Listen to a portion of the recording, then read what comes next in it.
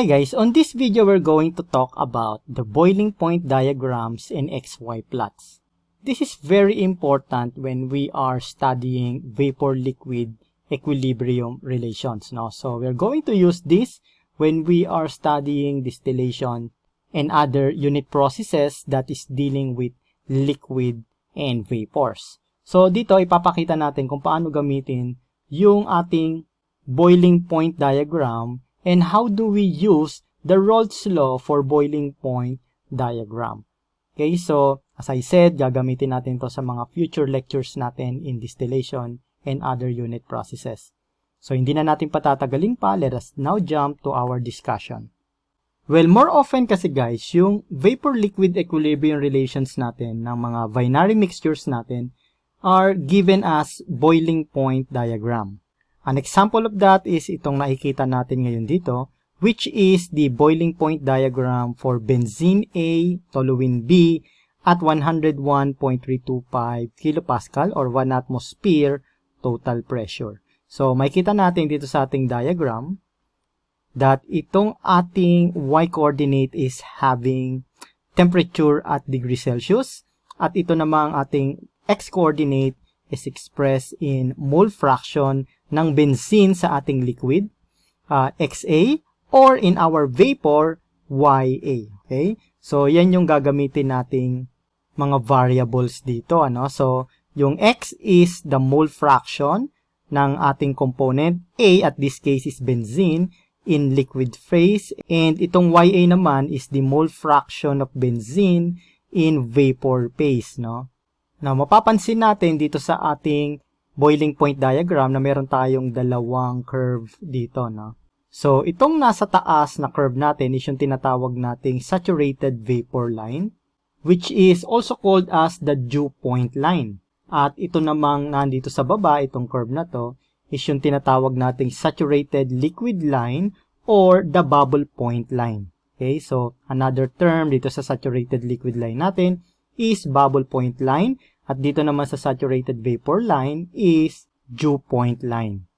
Okay? So, above our saturated vapor line is yung ating vapor region. Okay? So, that means that if our point is located sa region na to, that means that our component is in vapor phase. And sa ilalim naman ng ating saturated liquid line, this is the liquid region. So, if our point is located sa region na to, that means that our component is in liquid phase. And of course, sa pagitan ng ating saturated liquid line and saturated vapor line, meron tayo ditong vapor-liquid mixture region. So in here, makikita natin na meron tayong both vapor and liquid. Okay, so how do we use this? Okay, so let's say we start with a cold liquid mixture here. No? So let's say our XA, which is our mole fraction of benzene in a liquid phase, no? So let's say this is equal to 0.318. Okay, so on this region, because this is 0.2, 0.3, 0.4, so let's say it is somewhere right here. So tandaan natin that on the y-axis, we have the temperature. So if we heat up our mixture, so it's going to increase in temperature until it reach this phase or this point, no? So this will be the temperature in which the mixture will start to boil. And as you can see, this is about, let's say, 98 degrees Celsius. Okay, so at 98 degrees Celsius, we have a mole fraction ng benzene in liquid phase at 0.318, no? Now, using our boiling point diagram for Benzene-Toluene right here, we can get the mole fraction of our benzene in the vapor phase. And we can do that by extending this line papunta sa ating saturated vapor line. And then, once it reach our saturated vapor line, we will extend this pababa, pabalik dito sa ating x-axis, no? So, we will now extend this pababa. And on this case, as you can see, this is now our mole fraction ng ating benzene in the vapor phase, in which let's say we have 0.53. Okay? So this is how we use the boiling point diagram and the XY plots, no? Now, if you watch our previous video about Raoult's law and the ideal solution, we mentioned there that an example of ideal solution is itong benzene-toluene mixture natin dito, no? So that means this mixture actually follows the Raoult's law. So let us just have a quick review of the Raoult's law by starting with the Dalton's law of partial pressure. The partial pressure of component A plus the partial pressure of component B, because this is a binary mixture, no? We have benzene and toluene only, no? So this will be equal to the total pressure. And as per Raoult's law, the partial pressure is equal to the vapor pressure times the mole fraction, di ba? So let's say this is for component A, para mas maging malinaw, no? So that means if we substitute that dito sa ating equation dito, we will have EA XA plus PBXB, which is equal to pressure. And since this is a binary mixture, no, so if we have a mole fraction of XA, so definitely itong XB natin will be 1 minus XA. So we have PA XA plus PB 1 minus XA, which is equal to P. Okay, so this is how we apply Raoult's law. And of course, in terms of our mole fraction in the vapor phase, so we will have our YA is equal to the partial pressure of A over P. Okay, so this is equal to PAXA over P. Okay, so ito yung mga gagamitin nating equations when we are dealing with ideal solutions, no? Applying the Raoult's law. So let us have this example, no? So this, you can find this problem in, or example problem in the transport processes and unit operations by Christig and Copley. So ito na rin yung gagamitin natin, itong example na to, because it shows a good example, no, in how do we apply yung Raoult's law dito sa ating boiling point diagram. So calculate the vapor and liquid compositions in equilibrium at 95 degrees Celsius for benzene-toluene using the vapor pressure from table 11.1-1 at 101.32 kilopascal. Okay, so gagamitin natin itong table na to. Binigay na ito ng book ni Christig and Copley, no? So pwede na natin itong gamitin because this is also based dito sa diagram natin dito, no? So in here, it is in table form. And you can use this at different temperature as given dito, no? So our given is at 95 degrees Celsius, no? So let us mark that dito sa ating table. So this is our 95 degrees Celsius. So using this table, makukuha natin yung vapor pressure. Okay? Ito yun, vapor pressure and equilibrium mole fraction data for benzene-toluene. So yung mole fraction data, ito na rin yun, no? Yung kaninang pinakita natin dito, no? So we have the mole fraction here at different temperatures. So in here, you can also use this table. At different temperature, you can get the mole fraction.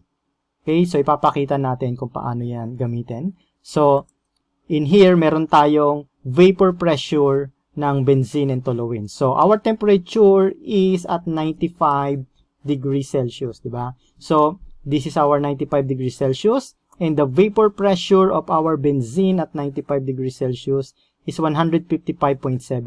And for toluene naman, we have 63.3.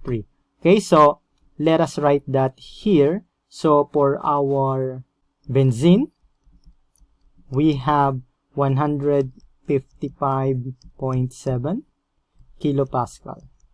And for our toluene, we have 63.3 kilopascal. Okay, so we're going to use that. So, babalikan natin yung kaninang sinulat natin dito. Okay, itong equation natin dito, no? Ito yung in-apply natin yung Raoult's law dito, no? Sa ating original equation, which is the addition of partial pressure equal to total pressure, which is the Dalton's law of partial pressure, diba? So, let us use this. We have PA times XA plus BB times 1 minus XA is equal to the total pressure. So, take note dito sa ating problem, our total pressure is 101.32 kilopascal or 1 atmosphere, no? So, gamitin natin yung equation na nandun sa itaas kanina. So, we have PA times XA plus PB times 1 minus XA is equal to the total pressure, no? So, our PA is given as 155.7 kilopascal. So, naka-kilopascal naman tayo lahat. So, hindi na natin susulat yung unit para mas mapadali. So, we have XA plus PB. Our PB is 63.3. And then, we have 1 minus XA. And this is equal to our PT, which is 101.32 kilopascal, no? So solvein lang natin yung ating XA. So, we have 155.7 XA plus 63.3 minus 63.3 XA is equal to 101.32. So, we have 155.7 XA minus 63.3 XA. So, check natin yan sa calculator. We have 155.7 minus 63.3. We have 92.4. Okay, so 92.4 XA is equal to 101.32 minus 63.3, no? So, isusubtract lang natin yan. So, we have, ito natin, 101.32 minus 63.3, which is 38.02. And we will divide both sides by 92.4. So, our XA is equal to, okay, so, balik natin dito yung calculator. So, 38.02 divided by 92.4. So, we have 0.411. Okay, as the mole fraction of our benzene in vapor phase. Now, using this, we can get the mole fraction of our toluene in the liquid phase as well, diba?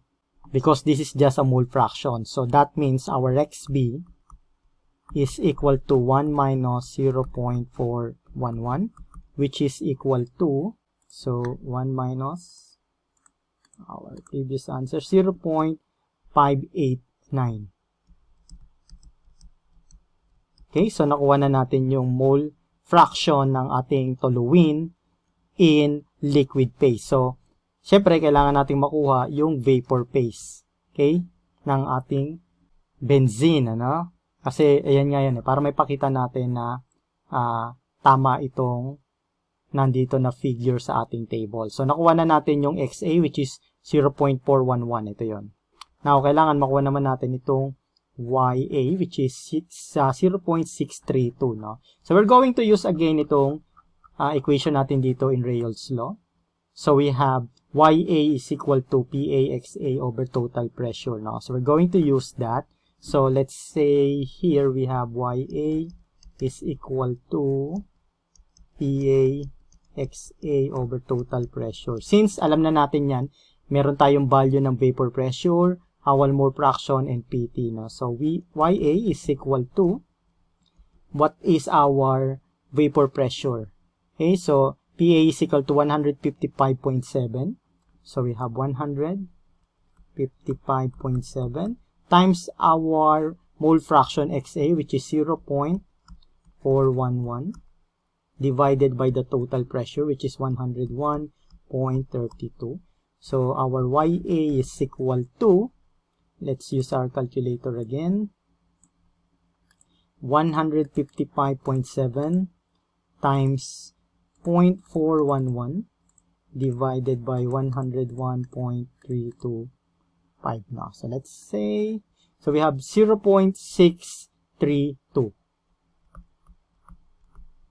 So tama ba yan sa ating YA dito? Yes. We have 0.632 and 0.411. Okay? So, makita natin, tama to, itong nasa table natin, and also, we can use that, or you can use RAOULT'S law to get the same value. Okay? Now, another common method in plotting equilibrium data is itong nakikita natin ngayon dito. This is an equilibrium diagram for Benzene-Toluene at 101.325 kilopascal total pressure, no? So, kung kanina temperature yung ating y coordinate, dito naman is a mole fraction ng benzene in vapor, ng ating YA, no? And dito naman sa ating x is yung mole fraction ng benzene in liquid phase, no? So, mole fraction versus mole fraction tayo dito. Now, itong ating 45-degree line is representing what will be the value if our mole fraction ng benzene in vapor is equal sa mole fraction ng benzene in our liquid phase. Okay? That's the purpose of this 45-degree. But you can see that our graph is actually above our 45-degree line. So what does it mean? It means that our mole fraction of benzene in vapor phase is always higher than the mole fraction in liquid phase. Okay, so lagi siyang mas mataas, ano? And that is the same naman dito sa ating diagram dito. As you can see, nasa right side yung ating YA. So mas mataas siya sa value ng ating XA. So laging ang ating mixture is more rich or richer in vapor phase than in the liquid phase. Alright guys, so I hope nakatulong sa atin itong lecture video natin today about boiling point diagram and XY plot and how to use the RAOULT'S law for boiling point diagram. So that's all for now guys. Thank you very much and have a nice day. To watch more of our lecture videos about engineering and STEM subjects, please subscribe to our YouTube channel and click on the notification bell para lagi kayong updated sa mga videos na i-upload namin. We are regularly uploading tutorial videos in engineering, mathematics, chemistry, physics, at iba pang subject na magagamit ninyo sa inyong pagre-review. So, thank you very much sa patuloy ninyong pagsuporta sa enginerds.org.